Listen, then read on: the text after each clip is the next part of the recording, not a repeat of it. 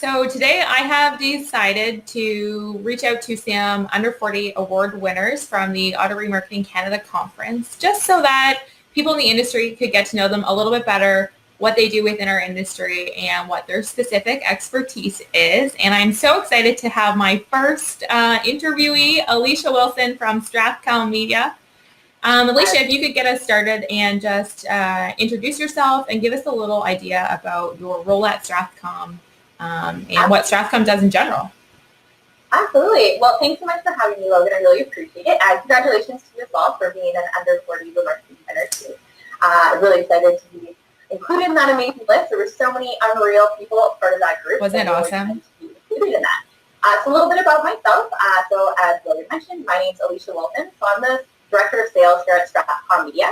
So we're an automotive media solutions provider in terms of offering websites, working with dealers on their digital advertising strategies, and helping them out with their inventory management and syndication packages as well. So we do work with clients across the country, and we of course get to work with great people like Logan and the Accu-Trade team as well, which is fantastic. So we have a lot of great industry partners, and I'm fortunate enough to be hugely involved in those partnerships and to work with everybody. In terms of my specific role, so I do focus a lot on the business development side of things here at Strathcom. So I do get to spend a lot of my time on the road and at conferences, which is where I got the chance to meet Logan and actually connect that way, which is fantastic. And my whole goal is really to work with dealers to help them fully understand where they're at today and maybe really connect them at tomorrow, in the next 6 months, in the next 3 years, and really come up with a full, well-rounded strategy in terms of what we can do online for both the website, paid strategy, and even our organic strategy as well. Cool, that's awesome. And such an important space in this day and age, I think dealers really struggle to know where to put the money because everything is so expensive and what really pays out. So it's amazing to have, professionals like yourself that is your specific expertise within the industry. Exactly. One, like with the ever-changing landscape, it's nonstop for what dealers have to know. And that's our whole job here at Strathcom. Our job is to know all those things. Yeah. We can help educate dealers and help them understand what you should and maybe what you shouldn't be doing, or maybe just things to consider when you're out in the market shopping for different partners to work with. Fantastic. Excellent. So let's just start off with how did you end up getting into the automotive industry? Good question. So my background is actually in nothing related to auto. I spent a lot of my time in high school and university and even post-university in the food and beverage industry. I spent a lot of time in restaurants. I was a bar manager for a while for the Keg. I'm sure once you've out there probably been to the Keg a few times.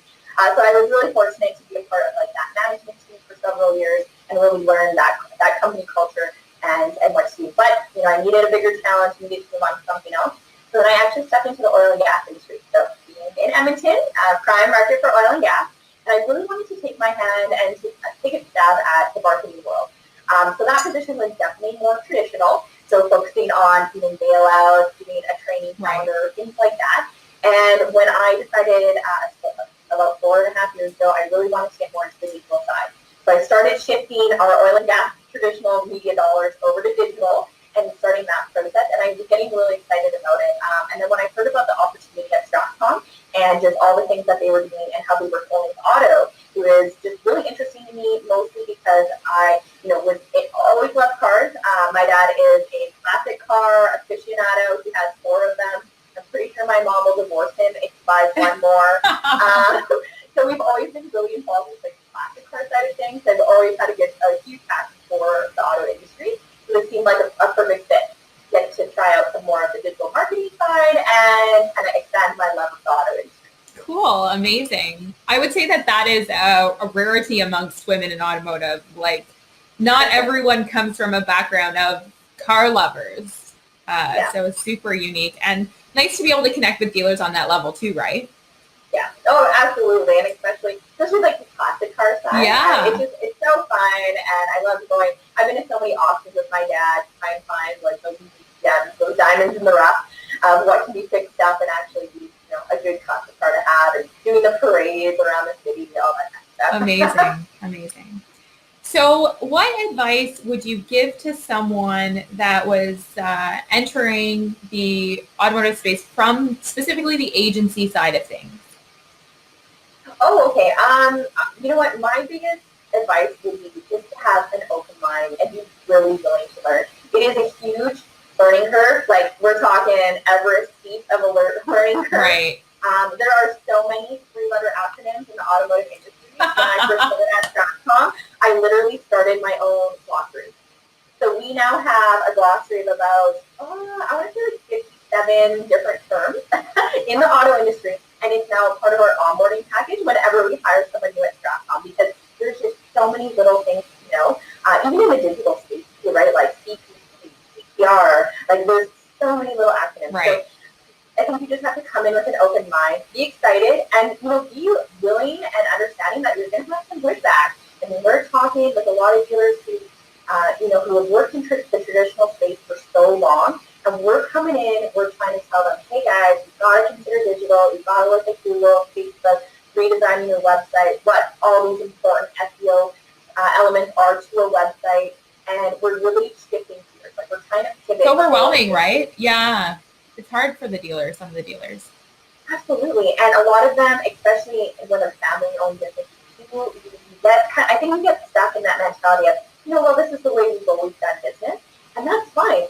And, I'm not here to say you should move every single penny of your traditional media spend over to digital, because in some markets, it doesn't make sense. Work, yeah. 100%.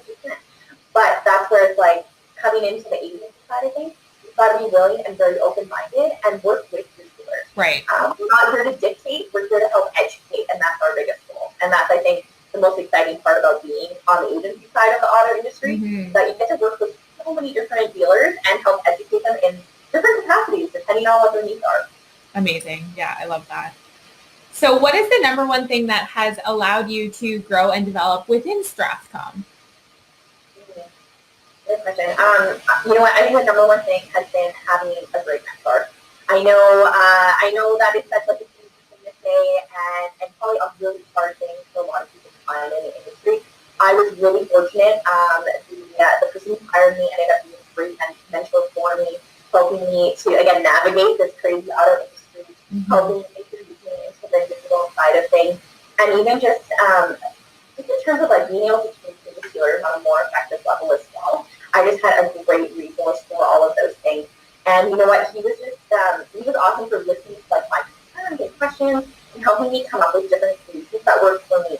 Because the way I talk to a dealer is probably very different than even how you would talk to them. Of course. And you have to be able to find your own voice, and having a mentor that can help you find that voice in this very big industry, I think is hugely important. So that would be my biggest recommendation. Anybody is find someone who you talk to, whether they work in your organization or not. Like finding someone like Logan, even someone like myself. Like, I would love to have more relationships to help kind of bring up this whole group of people and just make people more excited about working in this industry. So while we're on that track, if someone is watching this and would love to reach out to you and see, just even have an exploration of a conversation, see if you would be a good fit for a mentor for them, how could they reach you? What would be the best way for them to reach out to you? Oh, great question. So LinkedIn is probably a great way. I've been following you with my good friend Logan and being way more active on LinkedIn. So my name is Alecia Wilson. It's spelled a little weird, so it's Alucia and then Wilson. Or else you can hit me up on my email too. It's just Alecia@Strathcom.com. Perfect. And either way, I'd love to connect with you guys and chat about why maybe you should consider the auto industry. Yeah. Okay, so what is one tip you would give to Canadian dealers today? What would be one thing that you've learned or experienced that you would say, y'all need to be doing this? Well, I could probably list out 100 things. If I was going to pick one thing, I would say you have to work with and trust your partners. That would be like my biggest thing. And to provide context to that, what I mean by this is you're spending all this time, energy, and money working with all these investors, with all these partners. Vendors, yeah. If you invest the time and if you don't trust them, nothing's going to work. And this means, when they want to schedule those monthly meetings to go over your website metrics, go to those meetings, send them, be involved, trust their advice, but also challenge them. Like, I wholeheartedly expect to be challenged in every single call that I go into, because know they're going to have questions. They've probably heard something at a conference, and I want them to bring that to me. I want them to trust me as an advisor or like a consultant, I guess, so that I can give them my best opinion based on my experiences in the industry too. But the even comes down to like sharing information. We run a lot of different advertising campaigns for dealers across the country, and sometimes we can use a dealership's own list of data, and we can get more specific targeting so that we can get that right message in front of the right people. But I think there is this misconception and there's a mistrust in the industry, and we're worried that we're going to do something bad with that data. But again, as soon as you get into the business of playing around with people's data or sharing things like that, that's the day you go out of business, right? So that's where I think it's trust. It's trust in working with all your vendors, whether it's websites, right, whether it's your trade-in appraisal tool, whether it's your live chat provider. Work with them and trust them. Exactly. And I love, again, to your point, I love being challenged by dealers because sometimes they have questions that I haven't thought about or that another dealer hasn't had that problem or issue or concern. And it's really important for us as vendors to not be, cardboard cutouts, but be versatile, be able to work in a partnership mutually with all the dealers that we're fortunate enough to have as partners. Exactly right. And there's so much that we can learn from each other too. Oh my goodness. So just really talk about things. And I think that's a huge kind of negative stigma in the industry. I've been in so many rooms where, even with Google, and we'll have like the Google rep say, okay, who works for Toyota? Who works for Ford? And that's it. He's not asking which dealership. He's just asking what OEM you work for, and no one would put up their hand. No one even wanted to share what OEM they work for. Right. Again, you've got to be willing to talk about these things because then we can just lift this industry as a whole. We can all grow and we can all learn and get different ideas. And help each other, like you said. Yeah. Okay, so when was the last time you bought a car and what was the experience like for you? Okay. So I actually bought a car in January. So perfect. Great timing. And I definitely had an interesting journey, mostly because mine was very elongated. As you know, I travel a ton for work, so as much as I would have loved to buy a car in one weekend, it didn't happen that way. So how my experience went? Well, the first time, I obviously did a ton of research online. I asked a bunch of my friends who were driving different, I was in market for an SUV and was going to be selling my old one. And I asked a ton of my friends what they were driving, what they liked, how much they paid, who they dealt with. I did a ton of research online in terms of like, okay, which brands do I want, and what trim level, and what packages would I be interested in adding. So I went into so when I finally chose the dealership I was going to go to, I had a pretty good idea of what I wanted. Like most people today would. Exactly, right. Yeah. But I just needed to know what they had in stock and why. Like there was one vehicle in particular I was looking at, and they had two of them, and they were priced like $5,000 different. So I was like, oh, okay, what's the difference in these? Because online they look exactly the same. So I did that back in October, and my first experience, I won't lie, wasn't great, because I went in with my husband, and the car salesman, I know it's probably going to hit home to some people out there, but he definitely wanted to sell more to my husband than to me, even though I made it pretty clear, like I was there buying a car, my husband was there because, it's still a family decision, I guess, it's a big investment, and he was just, every time we talked about packages or different things that were included in the vehicle, everything was directed more towards my husband, and I was like, okay. It's always shocking to me that this is still happening, right? We're professionals in the industry, and I really work hard to think this doesn't happen, and it's no longer. I do too, but unfortunately, it hasn't changed. So I left. We still did the test drive, got a good vibe of the vehicle, but I left not wanting to deal with that salesperson anymore. So I was like, well, he threw me off. He didn't really see me as the decision maker, I guess. When I 100% was. So my journey got put on pause for a bit. The conference auto season is really busy between October and December. Yes. So I unfortunately didn't really get to do much in between that. But come Christmas time, I did have some time off. I actually asked a different friend for a recommendation of who to deal with at the dealership. It was fantastic. I told him the two vehicles I was interested in. I showed up to the dealership. He had both pulled out right in front. He literally was like, okay, yeah, you want to go through the differences in these two? okay, let's point them out. And I mean, beautiful. This is the end of December in Edmonton, so it was like minus 35. Yeah. So I went through it really quick, and I understood exactly why there was a price package difference. And I know this is probably against some of the like AMRIC regulations, but this is what I found fantastic. Not only did I get to take that vehicle for another test drive, I actually got to keep it for the weekend. So I got to have it for a full weekend. They filled it up, filled the tank with gas. I got to have a full experience, like, you know, driving to the gym, parking it in my vehicle, parking it in the vehicle in my garage, doing things like that, and really experiencing the vehicle itself. And I emailed him on Monday morning, saying, hey, let's get this done. I want to buy this car. Went there that night, signed the paperwork, and everything easy. was so it's a very different experience. So I love the extended test drive, and that is a new thing that we're seeing happen more and more. And I say to dealers all the time, to your point, again, if anyone's watching this, check into the regulations within your province just to make sure that you're adhering to everything. But you cannot tell me that someone will drive a car for a weekend and not fall in love with it, unless it's really, really not the car for them. Yeah. But if you are going to give me the keys for a weekend, like, what more do you want? I love it. I think it's great. Week-long test drive. That to me. He's like, if I give you this for the weekend, you're going to come back Monday and buy it. And I was like, you're probably right, but let's take it anyway. Yeah. Fantastic. Okay, last question. Could you recommend a book, a podcast, a resource that has influenced your success? So give anyone watching this just a little bit of a tidbit or direction that they can go to for maybe a little bit of inspiration. Perfect. So I mean, there's so much out there in terms of resources. So it was really hard to pick one. But this was probably, I get given books all the time, especially at work, for just, different things of how to look at, various elements of my job. And the one that's probably, I read it 3 years ago, and it probably still rings true the most out of any of them. And I've reread it twice since I was first given it. So it's How to Win Friends and Influence People by Carnegie. Have you read it? I have, yeah.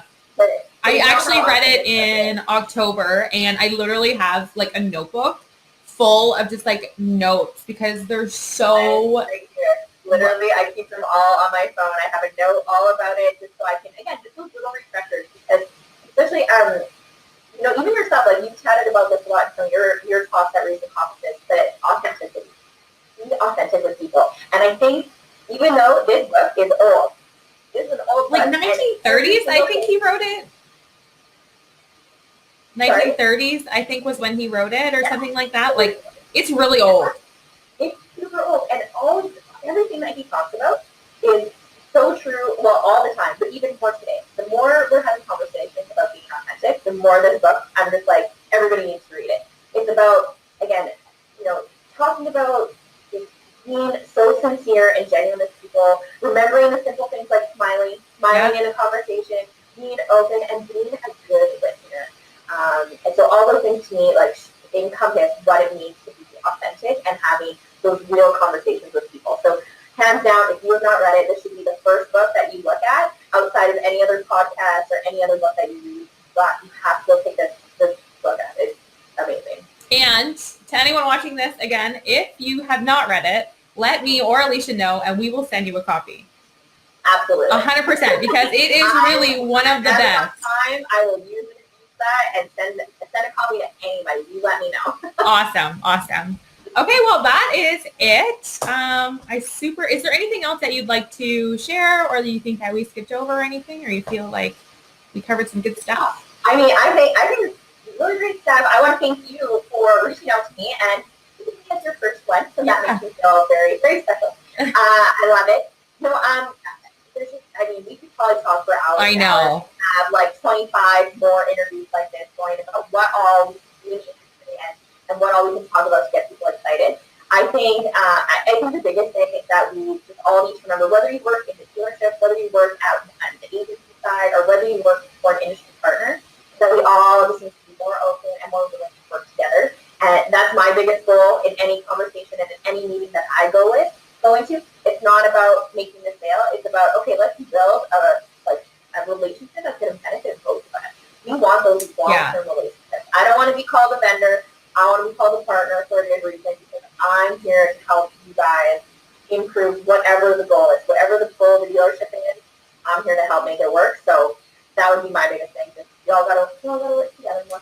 Yeah, it's, I think that things are shifting. It's less competitive than it used to be. It's less us versus you. And I think the trend is turning and dealers are realizing that. Like, we are professionals and this is our expertise. You're overwhelmed at making decisions and, trying to figure out what the best solution for you is. So why not call us as a resource?